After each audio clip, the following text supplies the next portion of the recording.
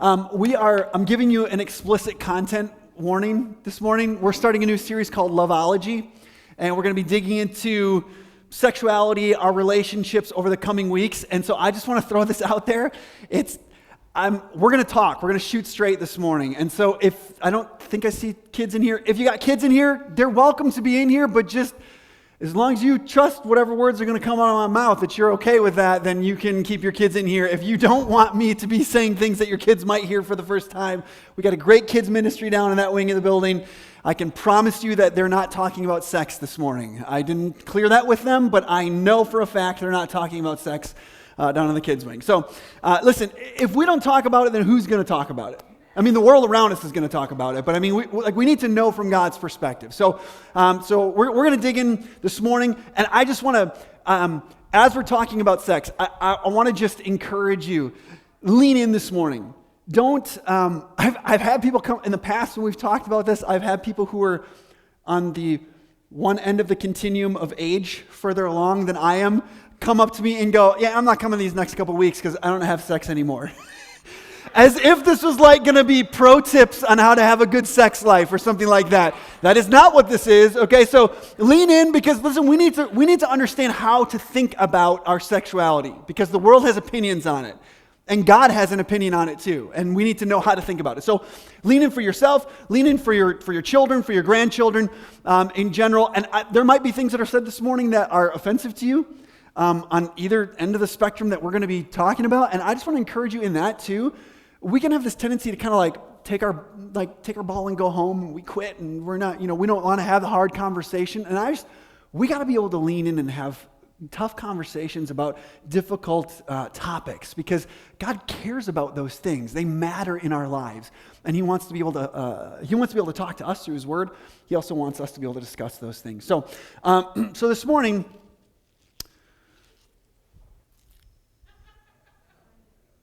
now, I know that nobody's oohing and aahing over this. This is your garden variety, typical pineapple, right? I mean, we see this all the time.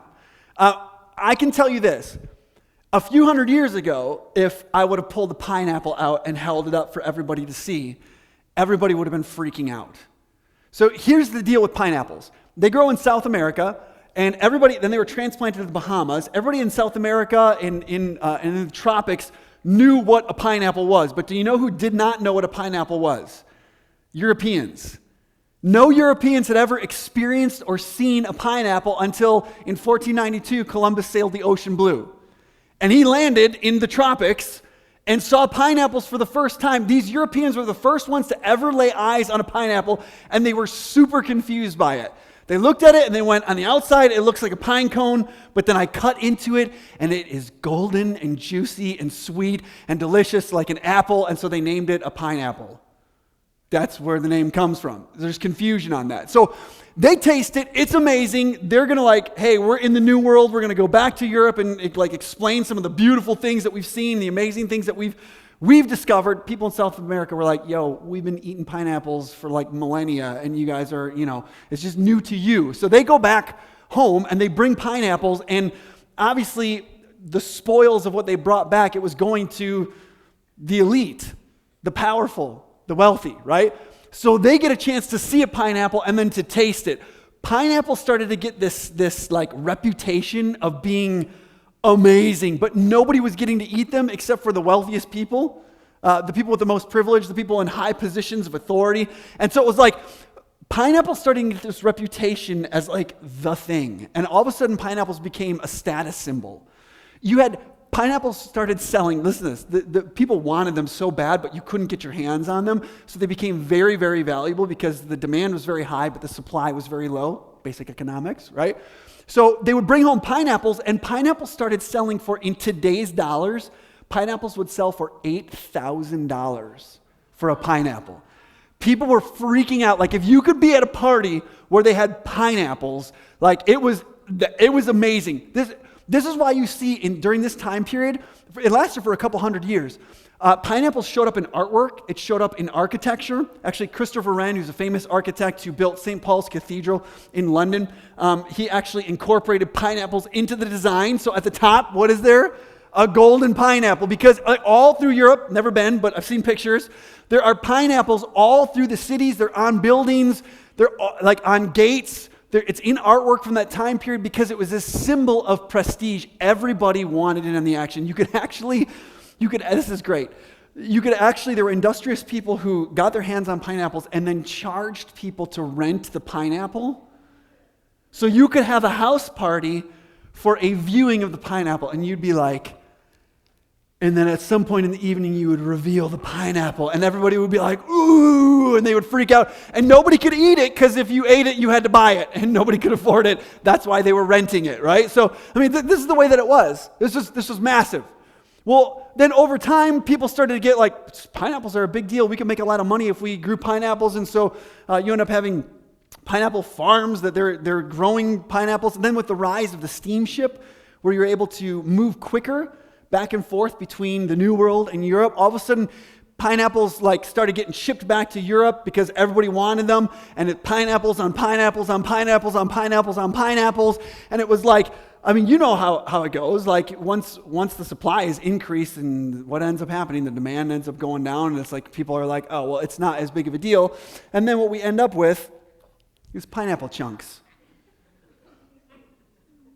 And you sit here with a can that I don't even want to pop the top on this and eat it, and it's been so commodified and so distilled down. You started with a beautiful work of art. Like, nobody's ogling this. Nobody is adding this to a painting. Nobody is putting this into architecture. Like I said, I don't even want to eat it when I'm done with service here this morning. I don't want to eat that. What started with a beautiful artwork-worthy piece ends up in pineapple chunks. And this is what we have done to sexuality.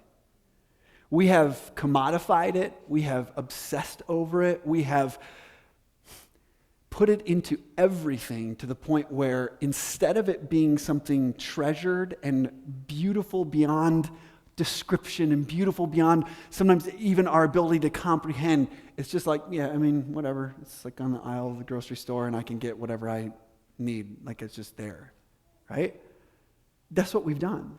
And the challenge for us, not just this morning in our conversation, although it is a challenge for us in our conversation, but in general in the way that we live our lives, is to understand our sexuality the way that God intended for it to be understood. To view ourselves and to view people around us in the way that God intends for us to view them.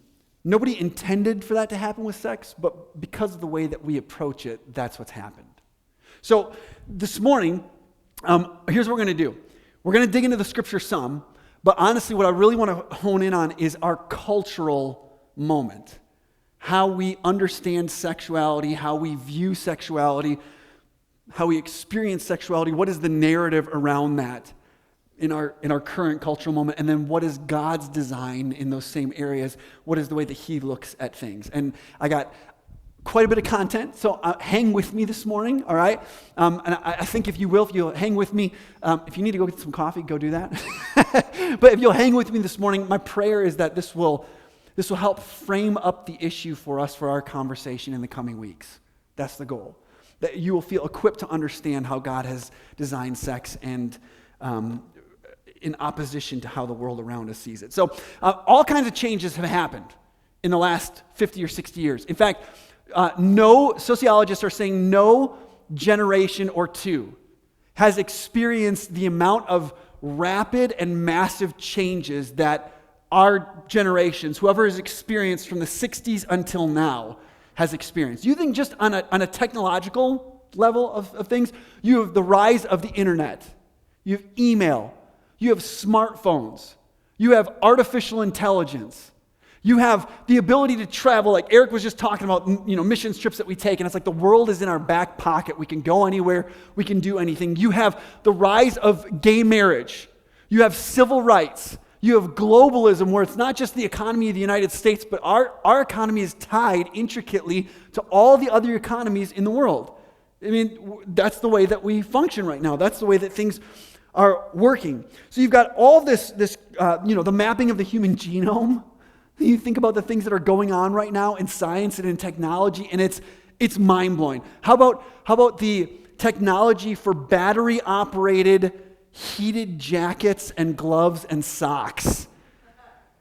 I feel like that should be in the list as well. You live in Wisconsin, and like things when I was a kid that you would only dream of having a battery-operated heated jacket is like everybody's walking around with these things now. Their feet are toasty warm. This is amazing, right? You got all these shifts that are happening around us.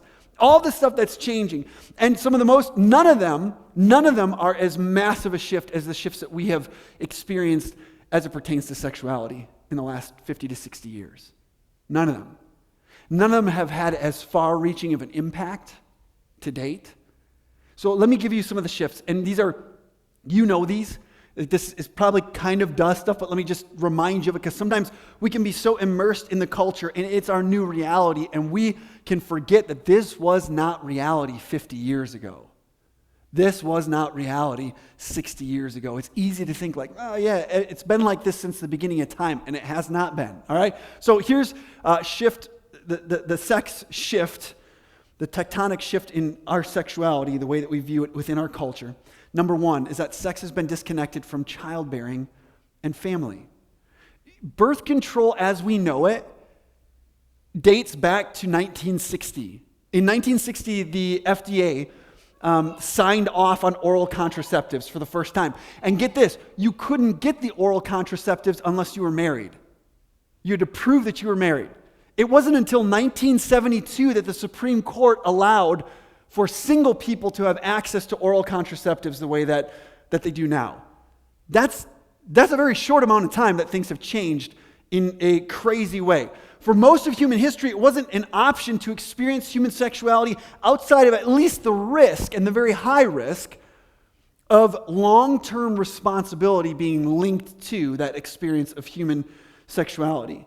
So there's lots of profound impact on sexuality, mostly because now the primary purpose of human sexuality, both in marriage and outside of marriage, it's not procreation, it's pleasure. That's the main purpose. That was not always the case. That was not always the lens that people viewed sexuality through. The second shift, sex has been disconnected from marriage. It's easy to, again, because of like now, it's not, people don't even talk like that. It's old-fashioned prudes that talk about that. But that was not the case even just 50 years ago. It was totally different. And it's not just a Christianity thing. You're talking about the Dalai Lama would subscribe to that view of sexuality. The heavy majority of the Muslim world, the Jewish world, all of Christianity. It's like all of civilization up until ours in the most recent years always coupled in the mainstream at least, coupled sexuality with experiencing that within the confines, within the boundaries, within the protection of marriage. So right now, what that's done is it's created this anxiety around our sexuality because for the first time, mainstream sexuality is being experienced without the protection of a relationship that says, I am with you to the end. It's just a free-for-all. So there's no protection of that deep vulnerability and that deep intimacy, which we'll talk about that, but experience that, but without the protection of a deep and abiding relationship. The third shift is that sex has been disconnected from male-female relationships. Now, it feels like a lot longer because it's only been 6 years since gay marriage was legalized in the United States. It's only been 6 years. It feels longer than that. I was born in 1980, so I didn't realize that it was building in the 80s because I was a kid, but I did realize it in the 90s. I started seeing that, and then certainly in the early 2000s. So it's only been 6 years that gay marriage, same-sex marriage, has been legalized in the United States, but it feels like a lot longer than that because it's been brewing for a long time. And now when people talk about sexuality in our culture, very few people are thinking about a man and a woman within the confines, within the boundaries, within the protection of marriage. They're thinking men with men, women with women, men with women, you name it, whatever it is. That's a change, a massive change in the last 50 to 60 years. The fourth shift is that sex has been disconnected from love, emotion, and relational commitment of any kind. Now, this isn't everyone that engages this way, but it is slowly but surely becoming the majority of the view of the way sex is it's just something fun for adults to do. Like it's just, whatever. And so what you end up having is like the rise of hookup culture, friends with benefits. And I know what's happening in our community too, not nearly as much as in cities, but like the rise of dating apps like Tinder, which are not dating apps, they're just hookup apps. It's for you to find somebody who's willing to be your sexual partner for that night, in that next hour, or whatever else. That's the way that it is. And so you have people who are, they're pursuing careers because our careers have become a god in our culture. And so you have young people who are, they're avoiding marriage because they're focused on their careers and they want what their parents took 30 years of working in their field to get to. They want it by the time they're 25. And so they are pushing and pursuing that and pushing out all the other distractions, which means they're not getting married, but they still want to have sex. And so how can you have that without any of the emotional baggage or the effort that it takes to connect with somebody, to steward a relationship long-term with somebody? We're just looking for the easy solution for that. And so they're moving towards, again, this disconnected from love, disconnected from emotion, disconnected from relational commitment. Now, there's a tendency for every generation to look at the previous, or like the generation coming behind them, and to be like, man, they're really screwing it up. They're really making a mess out of all of that. Like every generation thinks that about the generation that's coming behind them. And I need to look no further than my youngest child, Campbell, for an example of this. Some of the stories that I tell about Campbell, you might be tempted to think that I'm making them up or I'm embellishing them. And I just want to encourage you. I would never do that, first of all. But second of all, just spend 2 minutes with Campbell and you will see, nope, this is just the way that this child is. So we were in Cops the other day, and it's Cops. It is not Pick and Save. I'm taking my stand on this. You got to fight for what matters to you in life, I refuse to call it Pick and Save. So we're in Cops, and he's shopping with me, and we had to cut through to the front, and so we went down the aisle that had all the baby supplies in it. Diapers, baby food, all this stuff. And I'm walking to try to keep us moving and focused, and he's pushing the cart behind me, and I walk past and I notice, out of the corner of my eye, I notice like on the aisle hanging, there were these spoons for sale, like baby spoons, that were in the shape of a jet airplane. And I was like, that's interesting. And as I'm like plowing past, and I hear Campbell mumble out of his mouth, kids these days.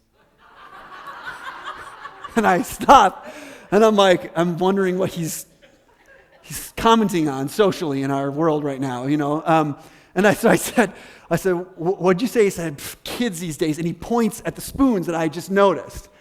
And I go, you seem like you're upset about those spoons. What's the deal? And he goes, isn't that kind of missing the point? And I go, well, what's the point? He goes, the point is to use your imagination. And he goes, I guess nobody should be surprised when this next generation of kids doesn't have any imagination or creativity. And then he just pushed his cart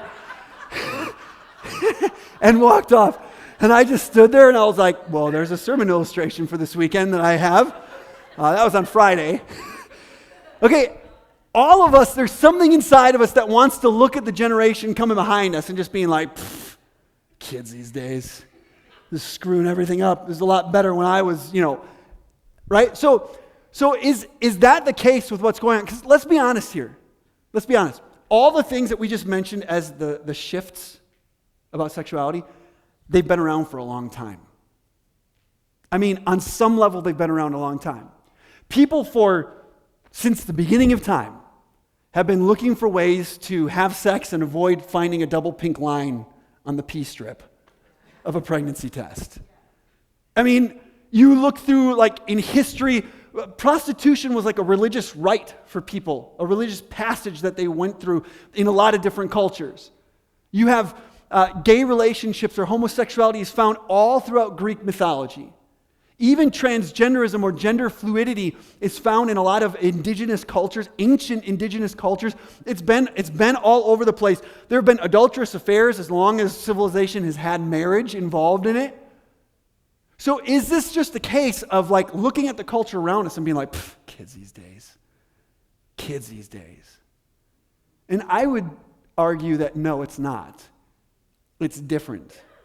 And the reason why it's different is because while none of that is true, while none of it's true, like none of it's new completely, What's different about this now is that for the first time, these changes that we're talking about are seen as moral progress. That is a massive change. Rather than being on the fringes of culture, on the fringes of society, it has moved mainstream. And more people, it's now seen as to move in this way, these moral progress, it's seen as liberation from oppression. People are being liberated from the oppression of tradition. They're being liberated from the oppression of religion. They're being liberated from the oppression of gender roles, of gender itself. They're being liberated from the oppression of pre-Freudian superstition. We just didn't know any better back before the Enlightenment, but now we know more. We know better. And so more and more people, it's in the mainstream, and you're probably feeling this, more and more people are not only willing, but it's just happening, that they are labeling anyone who still holds to the ancient view of sexuality as being behind. You are behind the progressive view of human history. And by progressive view, what we mean is in an evolutionary sense. You have survival of the fittest, whatever's going to propagate the species. And so whoever's strongest continues to live and their bloodline continues to move on. And so when you buy into that mode of thinking for human beings, like all the ways that you're thinking, you are constantly progressing towards the best ideals, the highest morals, the highest understandings, and you are leaving the old things in the past, and old is bad and new is better, always. And so what you have is people who are, they're labeling anyone who holds to ancient traditional views of sexuality as being, at best, being behind moral progress, but it's more than just being behind. It's actually, there's a morality link to it. It's not just a superior intellect to understand things as being better functionally, but it's understanding things as being better morally in a different way. And so now you have ethics that are being brought into it. And if you are not seeing things the way that the culture sees them now, ethically you are in a poor spot. And you need to be rebuked. You need to have your mindsets reframed. And so you need to be re-educated. You need to be repaired. You need a moral, a psychological, and a socio-political shift in your life. Are you feeling that? Anybody? Like, I think there used to be a time where, at this point where you kind of wonder, like, the framework and the narrative used to be that Christians were super judgmental and trying to push their morality on everybody else. And if we're honest, like, I've been Christian since the 80s, I was born and raised in church, so I've seen enough. If we're honest, that's true. I mean, we have to be honest about that. But now I would say where I'm catching any of that moralizing and pushing of the morality on somebody else, and this is a shift that's happened just very recently, the shoe is on the other foot. And at some point the question needs to be asked, who's persecuting who? You're not persecuting, but who is pushing their agenda? Who's judging who in the conversation? And that has led to a fifth shift. And the fifth shift, and we won't get into this, but that sex is being disconnected from people. So you have the rise of pornography, where now people are engaging sexually with other people, and you're not even connected with another human being. It's through pornography. There's weird stuff out there that's becoming more mainstream, using artificial intelligence and robots for sexual purposes. Like, this is a real thing. And it's not just out there like the real crazy people that are out there. It's gaining more and more momentum in other places. So these are massive shifts that are going on. So what I want us to do is the problem is everybody looks at sexuality and even hearing me say this, there's a large swath of our culture, and it's growing larger and larger each day, that would listen to the words that I'm saying right now, and they would be like, it's just relax. It's just sex. Like, it's not that big of a deal. Nobody was ever hurt by it. It's not that big of a deal. Just relax. You're making too much out of it. I mean, that's normal to hear that kind of rhetoric, to which I would just say, honestly, don't you think that it's actually the exact opposite of that?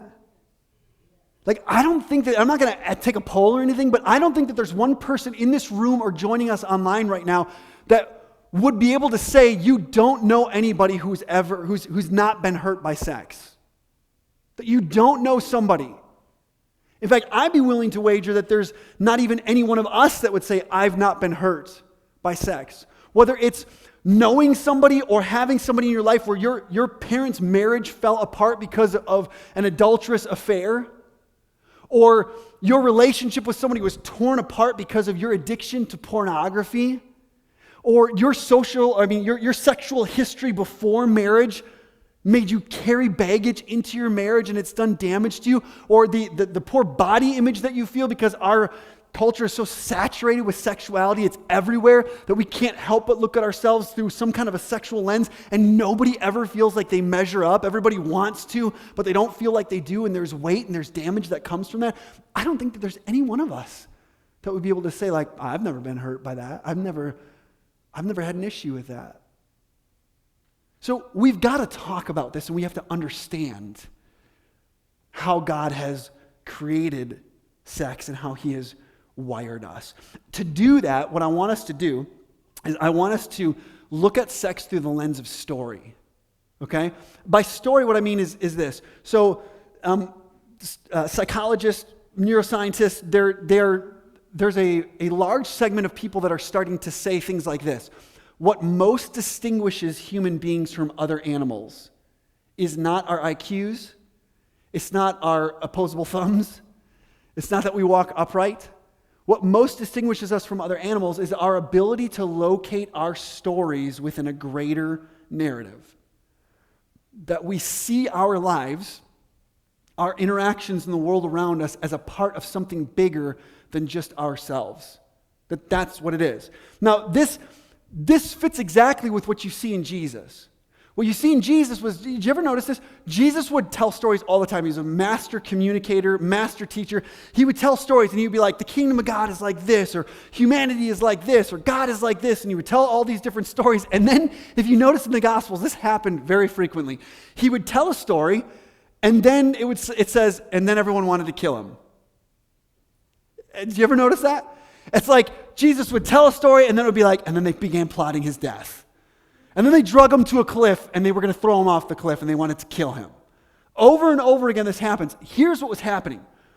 Jesus told stories not because they were cute, but what he was doing was framing up the reality of our lives, helping us to understand that we live in a particular kind of story. And when Jesus talked about humanity, the reason why people wanted to kill him is because the stories that he told subverted the dominant narrative of the culture around him, and they hated him for it. He did not see the world, he did not see his life, he did not see God, and he did not see other human beings through the same lens that everybody else in the culture around him saw. He saw it through a different lens, and he was seeking to bring that lens to bear on the culture around him. And so Jesus would tell stories, and so many times he would, Jesus believed that within our culture, his culture at that time and our culture right now, that we could actually be under the spell of an inaccurate and deceptive story about who we are as human beings and who God is. And that's why he told the stories, to set it straight about what's actually going on. What kind of a story are we actually located in? So Jesus referred to that evil power as Satan. And he actually said Satan is the father of lies, that he deceives. And how does he deceive? He deceives by us believing and buying into a story that is not actually true. So all of us are navigating through life, and we're trying to navigate our relationships, and we're trying to navigate our jobs, and we're trying to navigate our children and our spouses and our, our neighborhoods, all the things that we're trying to navigate. And to do that, we have these mental maps to help us navigate. This is what this means. This is why this is important. And we import this story unknowingly, and we don't verbalize it, but that's how we all function. And that's what psychologists are explaining, that it makes us different than all the other animals. So Jesus is telling a different story. And this is why the stories that we believe, the dominant narratives around which we organize our lives, matter so much. Those frameworks, other names for that framework is theology and doctrine. It's understanding the story of our lives and the story of humanity and the story of God. And so what I want us to do, because we find ourselves in this really complex time where we live in the kingdom of God. If you're a follower of Jesus, you exist in the kingdom of God within the story of the narrative of the kingdom of God, the way that God says he is, the way that God says we are, the way that God says the world around us is. And yet at the same time, we're also living in Western culture in 2022, which has a very different story. And so the way that we understand sexuality falls into these narratives. And we have to understand what is the dominant cultural narrative and what is the narrative of God. And so I want to, with the time that we have left, and I know I've already gone. I told you I got some stuff to say this morning, okay? We're going to dive into this, but I want to just show you an example of how Jesus did this. In Matthew chapter 19, verse 1, we're told that Jesus had finished saying these things. He left Galilee and went into the region of Judea to the other side of the Jordan. Large crowds followed him, and he healed them there. Verse 3. Some Pharisees came to test him. They asked, is it lawful for a man to divorce his wife for any and every reason? Now, just time out here, okay? So they're coming up to Jesus and they're asking him a question. You'll notice the scripture says they came to him to test him. They were not asking questions because they actually want to know his opinion and have a conversation about it. They're testing him to go, will you say the right things? Do you think the right way about this? It's a test question. And if you say the right thing, then we applaud you because you have the moral high ground with us. And if you don't say the wrong thing, then we dismiss you, we cancel you, we cut you out. Does that sound familiar at all? Okay? Now, to be fair, that is our culture around us, but the church is engaged in that as well. And there have been seasons within the church where, for the church, I'll tell you because I have conversations with people all the time who ask me, hey, what do you think about this? And I figure out pretty quickly in the conversation, are they asking because they really want to know? Or are they asking because they want, and they're curious and they're trying to understand? Or are they asking because they want to know if I check the right boxes or if they have beef with me? So Christians do this too, right? These guys are coming up to Jesus and they're like, we're going to test you. They're not going, Jesus, this is a really tough issue. And can you help us understand this? Where do you arrive at and why do you arrive there? And what's the meaning of that? Help us wrestle. They're not doing that. They're testing him. That's the whole point of what they're asking. So the question they have has to do with divorce. Now, at that time, it was heavily tilted towards the male, which actually it's heavily tilted towards the male still in our culture. But it was a social justice issue in that time. I would argue that we're still not shooting straight about divorce, and men end up getting, and there's studies out there that men end up getting, they end up getting the better deal on it. And you can look into that, but there's all kinds of stuff that's out there, but people won't talk about that. But at this time, it was like men could just dismiss a woman for any reason, and she was destitute, had no way to earn income other than stuff that she didn't want to be doing to earn income, and she was just stuck, thrown out. And men could divorce a woman for, the language is in there, they asked, is it lawful for a man to divorce his wife for any and every reason? And that is a quote from a legal divorce certificate of that time. That's legal jargon or legal language explaining how divorce happened. Can a guy just divorce a woman anytime they want? Now, Jesus zooms out. They ask him a question about divorce, and he gets to that. But he zooms out, and he actually goes into the mode of framing up the story that we tell ourselves about God and about human beings. He zooms way out because it's a bigger deal than just, is divorce right or is divorce wrong? There's more to the story. And so Jesus says in verse 4, haven't you read? He replied, which, sarcasm alert. Jesus is speaking to Pharisees. They are biblical teachers. And he is about to quote from Genesis 1:1, the very first verse of the Bible that these guys teach to other people. And he starts the sentence by going, haven't you read? Like, there's some serious sass that's dripping off of what Jesus is saying right here. I'm not a proponent of sarcasm mostly, but Jesus did it sometimes, so I guess it's okay at some point. I don't know. So, haven't you read, he replied, that at the beginning, storyteller Jesus is coming out. and he's going to start telling stories. The Creator, see, don't blow past these details. The Creator, wait a second.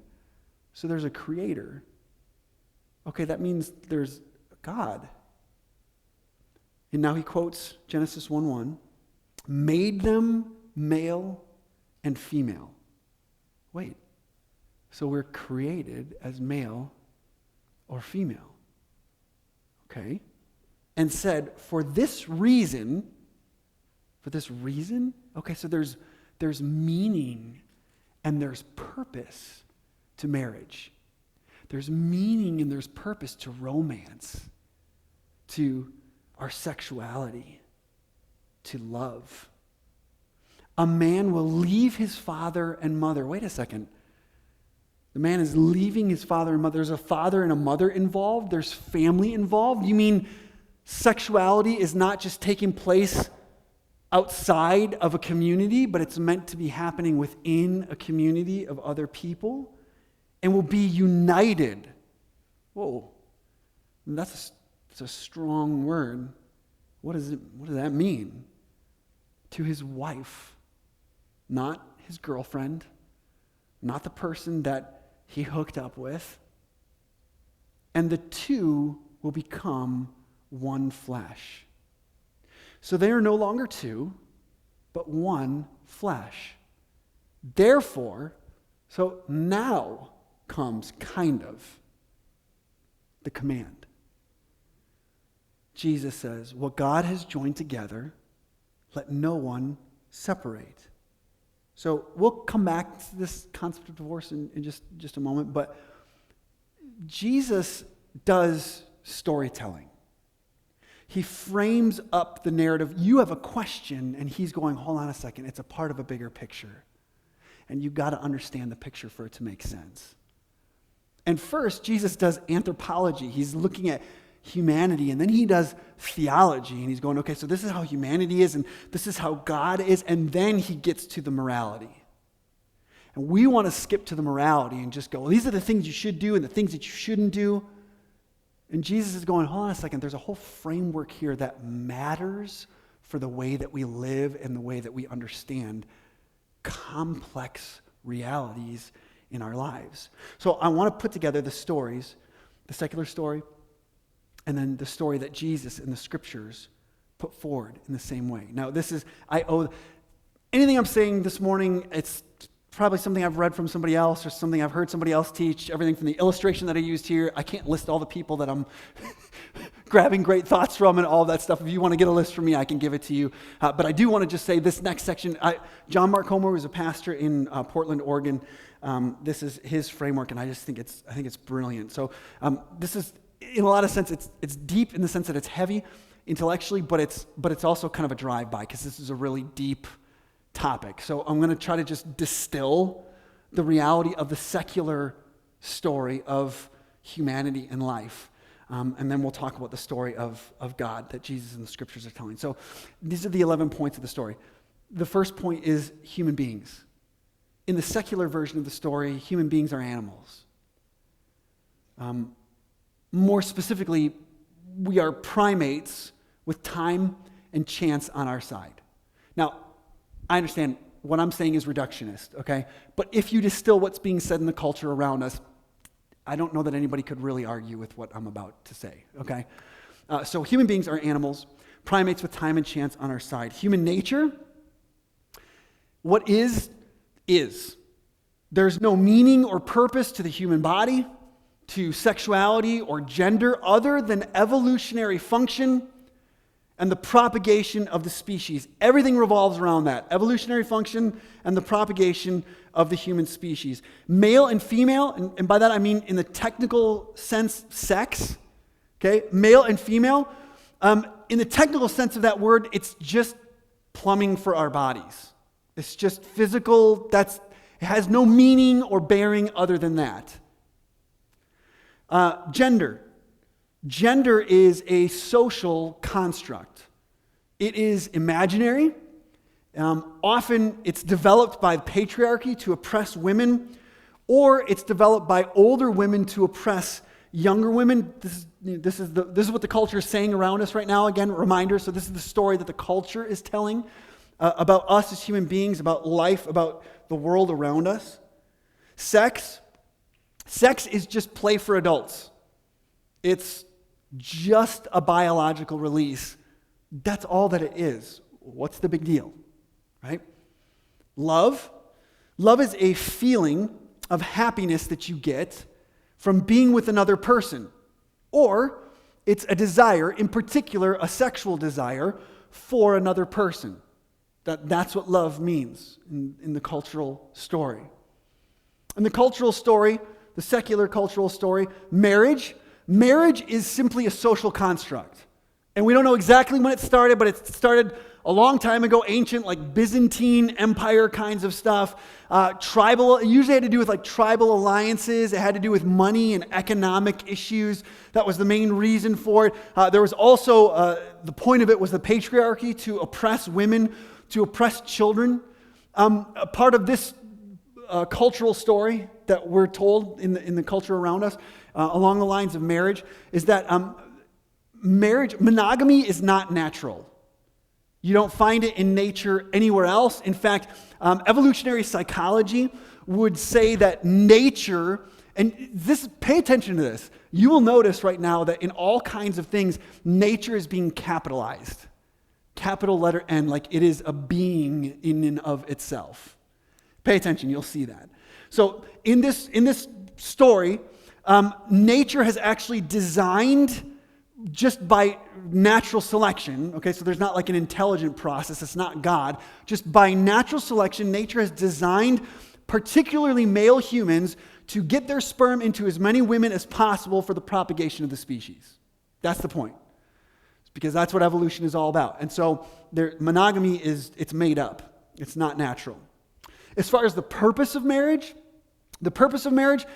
so now that the earth is populated, and lots of people would say overpopulated, so we don't need to propagate the species anymore, and we know better than religion because we're past that pre-Freudian superstition. We're more enlightened than that.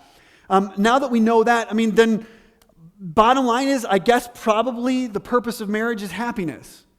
So if you're into marriage and you like marriage and that's a good thing, good on you. Go for it. Heterosexual, homosexual, unisexual, whatever you can imagine, like go for it. That's good, as long as it makes you happy. If you're not into marriage, if the point of marriage is that it's happiness and marriage doesn't make you happy, then don't worry, there are plenty of other options. You don't need to step into marriage. That's not a thing that you need to do, right?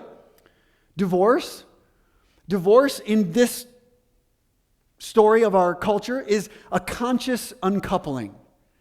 It is many times discussed now as an enlightened decision where two people who are no longer compatible or they grow out of love. Again, if the point of marriage is happiness and you are not being made happy anymore, then you don't need to stay in that. Just move on. If you don't feel good or you don't desire the person sexually anymore, then it's a tough decision, but make the decision to move on. And if you have children, that's a bummer, and nobody wants that. But the bottom line is, and you'll hear this in the culture around us, but the bottom line is one of the best things that you can teach your children is that you need to be happy, and you need to be true to yourself. That you need to do that. This is the narrative of the culture around us. When it comes to the Bible and authority, the narrative of the culture around us is that the Bible, it's a collection of human writings. Some of them, there's some great ideas that are in there, honestly, but unfortunately it's mixed with a lot of sexism, it's mixed with a lot of racism, a lot of oppressive ideas. There's all kinds of anti-erotic sex ideas that are in there. And then as it pertains to authority in general, all authority is, if it's external, then it's oppressive. It's being pushed on you by somebody else. And if it's an internal authority, if it's repressive.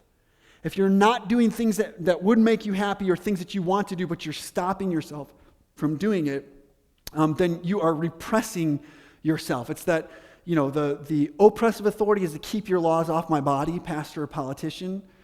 The repressive is, you're choking out your life from inside, but you just need to be true to yourself and be happy and follow your heart and do all those kinds of things. Either way, if it's an external authority or an internal authority, it will steal your happiness from you in the dominant narrative of our culture. The overall meaning of life, technically, if we're brutally honest, there isn't meaning in life. Really. Life is by definition, life is a glorious or not so glorious, depending on your circumstances, accident. And whether it's glorious or not so glorious, it kind of depends on how much money you have or where you're born or what kind of a situation you're born into. So there's no creator, so therefore there's no creation. We are just left with nature, which means that there's no design with intent. And now that all the earth has been filled, it's been populated, the point of humanity it's happened, so we should just feel free to come up with whatever meaning you want.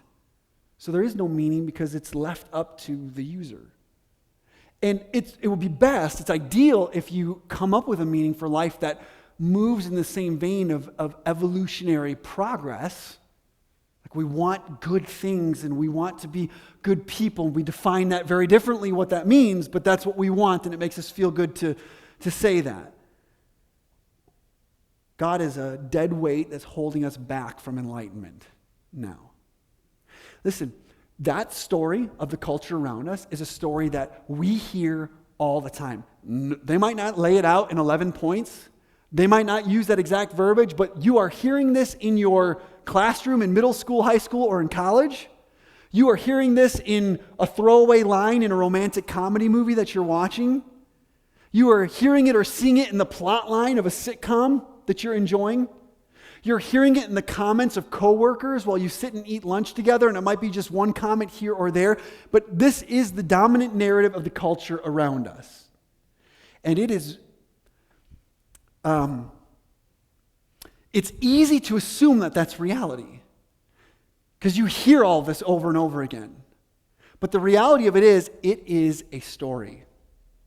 It is a reading of the data points of the world around us and our experience of the world around us and trying to figure out how we connect the dots to find some kind of meaning. It's a story. That's what this is. And for more and more people, this story just isn't working. And you might not feel that because you hear it being trumpeted and being pushed and being talked about all over the place. And I will tell you, I have an interesting job. I sit with lots of people and have lots of conversations. And I will tell you that when I have conversations, like deep conversations where people are talking about what's going on in their soul, and they're talking about what's going on in their minds and in their hearts. And when I come across people who are living with this scaffolding and this framework for their life, they are not living with joy. And they are not living with peace. They are disillusioned, in pain. They are confused. They feel like what they have been told has not delivered on what was promised.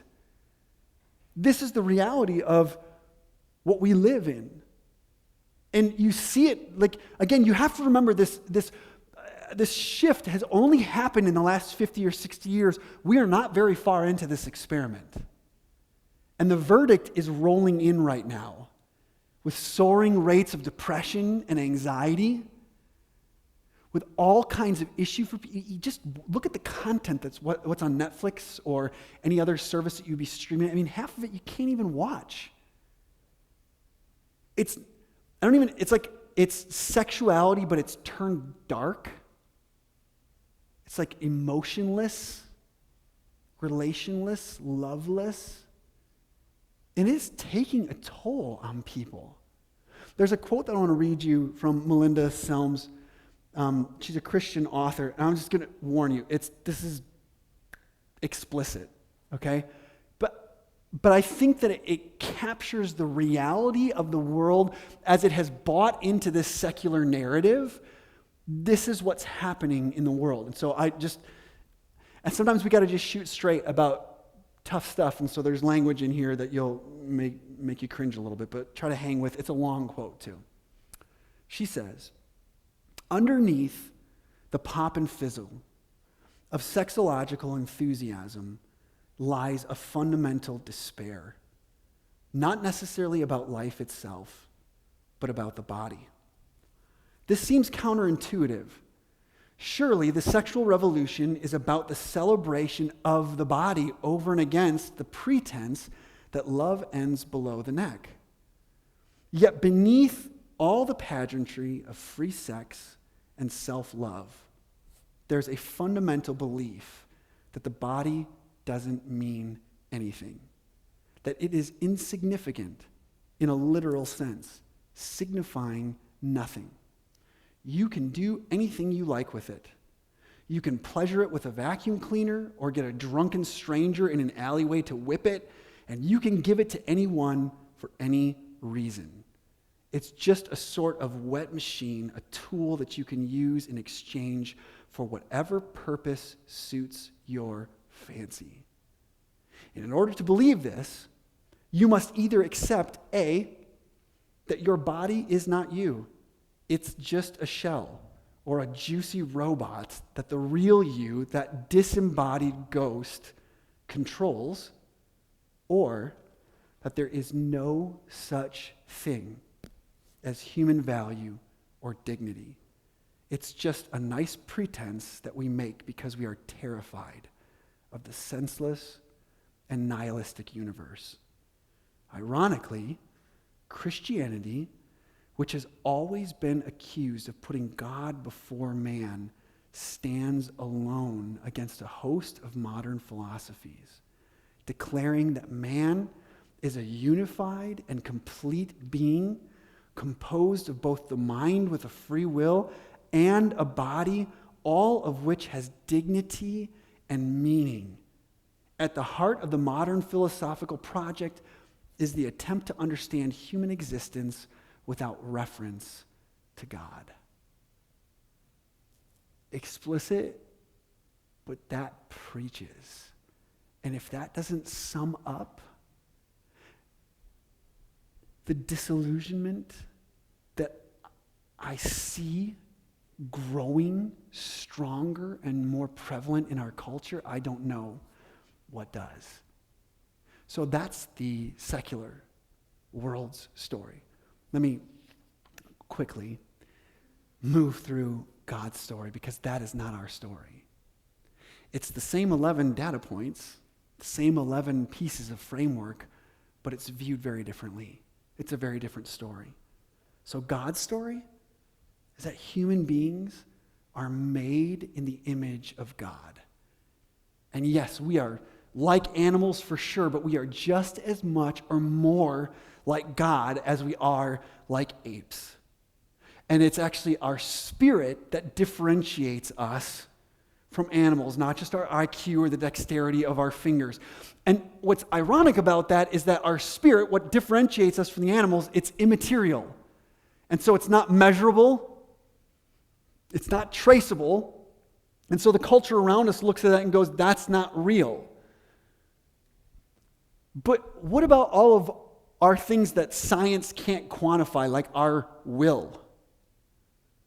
The things we desire and long for in life.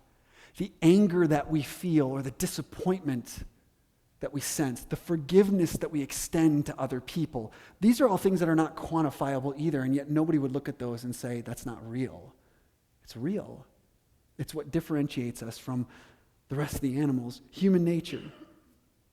Human nature, the way we are, is good, but it is bent. We're not the way that we were created to be. And so whether you're a follower of Jesus or not, whether you're a model citizen or whether you're on death row, there is good in you and there is value to you. Whether you can lay out deep theological and intellectual concepts because you're brilliant or you have a privileged background, or whether you will never speak a word because of a mental handicap, you have worth before God. And yet, there's brokenness in all of us. And we are not as we were created to be. Something is off. And even the best among us desire things that we shouldn't desire and behave in ways that we shouldn't behave. So we are good, but we're bent. When it comes to male and female, again, the literal sex of human beings, God, according to the story of God, God designed your body and made you a man or as a woman. And in the words of Genesis, your maleness or your femaleness is good and it is blessed. Now, I want to just pause here really quick because there's a lot of conversation around, transgenderism and all that kind of stuff. And I want to just say, so this is the deal. Our heart in this should be deep compassion and deep grace for people. Plain and simple. That's our heart. Now, according to the story of God that he's telling and of humanity, he's designed us female and he's designed us male. But the reality is that there are people who their psychology and their physiology don't line up, and it's tormenting for them. Our response should be great compassion and love. If you look at the way Jesus interacted with people, like the woman who was caught in adultery, sexual issues in her life, and she's drugged before people and thrown down, and there's people accusing her, picking up stones to stone her to death. And what does Jesus do? He drives a wedge. It's himself. He drives himself as a wedge between the guilty and between the accuser to create space for grace to take root in that moment. Our call as the people of God is the same. That we would drive a wedge to create space for grace to take root in people's lives. So, when it comes to gender, men, and in the story of God, men and women are equal in essence. Feminism was started by followers of Jesus.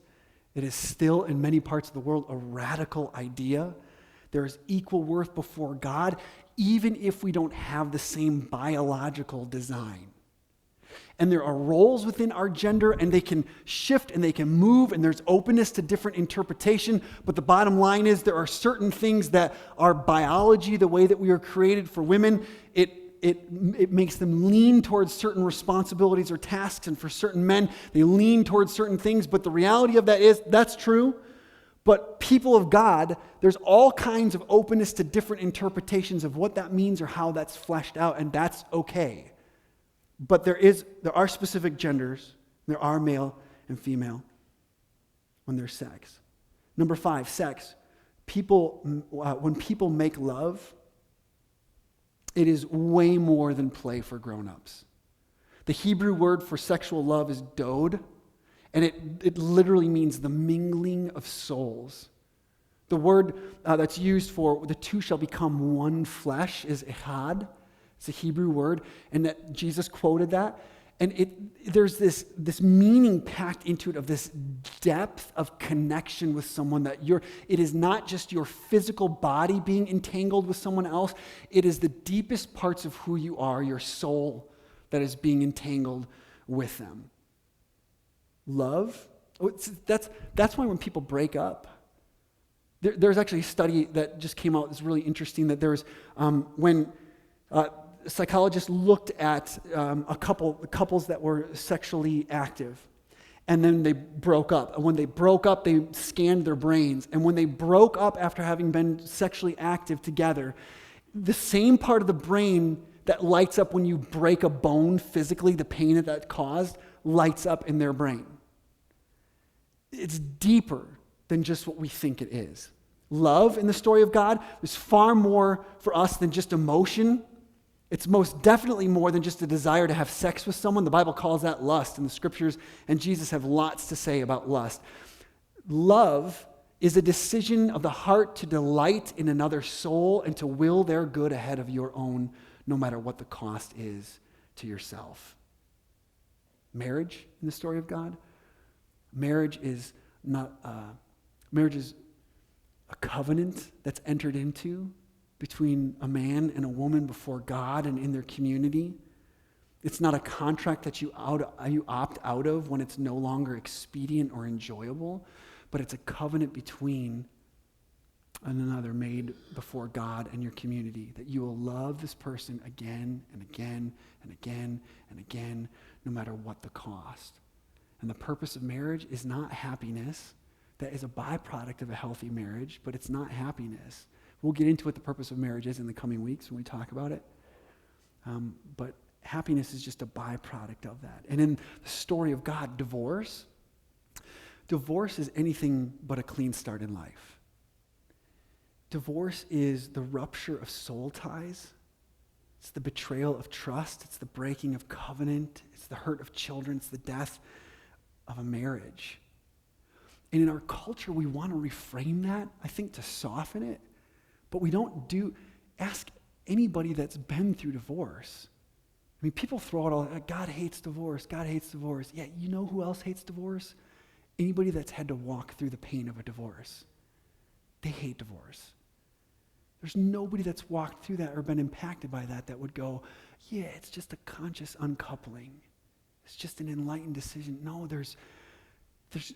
we can try to reframe it another way, but according to the story of God, it's the death of a marriage. And I just want to say, if there's anybody in this room, anybody online, like if you've walked through that, or if your relationship is heading down that path, I just want to say that it's not judgment for that. There is grace in that. God's desire is to meet you in your pain, to bring healing to you. It's not judgment and it's not condemnation that comes from him. Sometimes that's where it ends up, despite our best efforts. When it comes to the Bible and authority, the scriptures are our library of divine and human writings that tell a unified story that lead us to Jesus. And more importantly, they are the mental maps, the story, by which we navigate reality. And authority, although sometimes it is tragically abused and used in wrong ways, when authority is used correctly, the way that God intends for it to be used, it is a conduit to pass down the cumulative wisdom of generations on how to flourish and thrive, to reign in our flesh, and for all of us to experience what Jesus referred to as life to the full. And the meaning of life for us in the story of God, it's love. But not just love as our culture would define it, like tolerance and tip really well. And I would say, yeah, we should be tolerant and we should tip really well. Those are great things, but it's deeper than that. Love in the sense of the decision to delight in another and to will their good ahead of your own. To live in a loving relationship with God, with other human beings, to spread his love and his rule and his reign and his kingdom to every corner of the world. Now listen, I know I've gone really long. That's a totally different story than the world story. And at some point, you and I have to determine, what story do we believe? What story do we allow to frame and define reality for us? What story? Jesus said, we're going to close in worship. Jesus said, behold, the kingdom of God is near. Repent and believe. And that word repent is metanoia. It literally means, it can be translated as reframing your understanding, reframing your mind, the way that you view reality. And that word believe, we think of it just as an intellectual assent. But it's deeper than that. It has everything to do with believing something so strongly that you stake your claim on it. It has more to do with faith than an intellectual nod to a way of seeing the world around us. And so we have a choice. Which story will we believe? Will we allow our mind to be reframed, our thinking to be reframed? Will we stake our claim on the story of God? So I want to challenge you, if you want to stand to your feet. There's a scripture in Romans chapter 12, verses 1 and 2. And I want to challenge you in the coming days, in the coming weeks, to meditate on this scripture. I would encourage you to memorize it if you don't have it memorized. But listen to the words that are spoken. Romans 12:1. Therefore, I urge you, brothers and sisters, in view of God's mercy. Listen to the story, the narrative of God, the elements that are found in this. In view of God's mercy, to offer your bodies as a living sacrifice, holy and pleasing to God, this is your true and proper worship. Do not conform to the pattern of this world, but be transformed by the renewing of your mind. Then you will be able to test and approve what God's will is, his good, pleasing, and perfect will. And in that verse, we are told to be reframing our thoughts along the lines of God's thoughts, but we're also told to offer our bodies. That God's desire is that we would bring all of who we are to him, surrendered to him in his goodness towards us. We may not understand all of it, but we come under the narrative of his story. We see ourselves through the filter of how he sees us. And we come and we bring ourselves, all of ourselves, our mind, our will, our emotions, our physical body before him. Let's worship together. We're just going to sing just the chorus and just one verse of this song. It talks about love coming down and setting us free and us dedicating our life back to God, giving ourselves to him as an act of worship. Let's worship.